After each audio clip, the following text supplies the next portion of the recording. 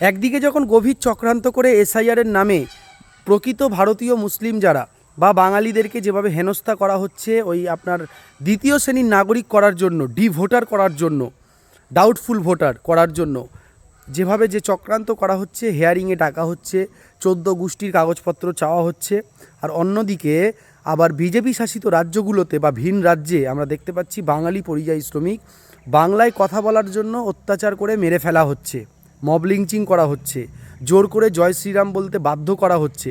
এই ঘটনাগুলো কিন্তু আমাদের চোখে পড়ছে। কি চাইছে বলুন তো বিজেপি? কি চাইছে অবাঙালিরা? কি চাইছেন বলুন তো তারা ভিন রাজ্যে? একদিক থেকে নাগরিকত্ব নিয়ে সমস্যায় ফেলতে চাইছে, এসআইআর নিয়ে বিজেপির কথা মতো, যেটা অভিযোগ বিরোধী রাজনৈতিক দলগুলো, যে বিজেপির কথা মতো একদিক থেকে যখন একটা বিশাল হেনস্থার একটা পরিস্থিতি তৈরি করা হয়েছে এসআইআরের নামে, অন্যদিক থেকে এই যে ভিন রাজ্যে পরিযায়ী শ্রমিকরা কাজে যাচ্ছে, তারা বাংলায় কথা বললে বাংলাদেশি, মুসলমান হলে জয় শ্রীরাম বলে অত্যাচার। এই যে গতকাল না গত পরশু দিন সম্ভবত মুর্শিদাবাদের বেলডাঙাতে, সেখানেও কয়েকজন পরিযায়ী শ্রমিক ভাই ভিন রাজ্যে কাজে যাচ্ছিলেন। আমাদের রাজ্যের কিছু গেরুয়াবাদী জঙ্গি, কিছু উগ্র হিন্দুত্ববাদী, তারা তাদের কয়েকজনের উপর অত্যাচার করেছে। একজনকে তো নাকি একটু তর্ক বিতর্ক হয়েছে বলে টোটোয় করে নিয়ে গিয়ে ভীষণ মারধর করেছে।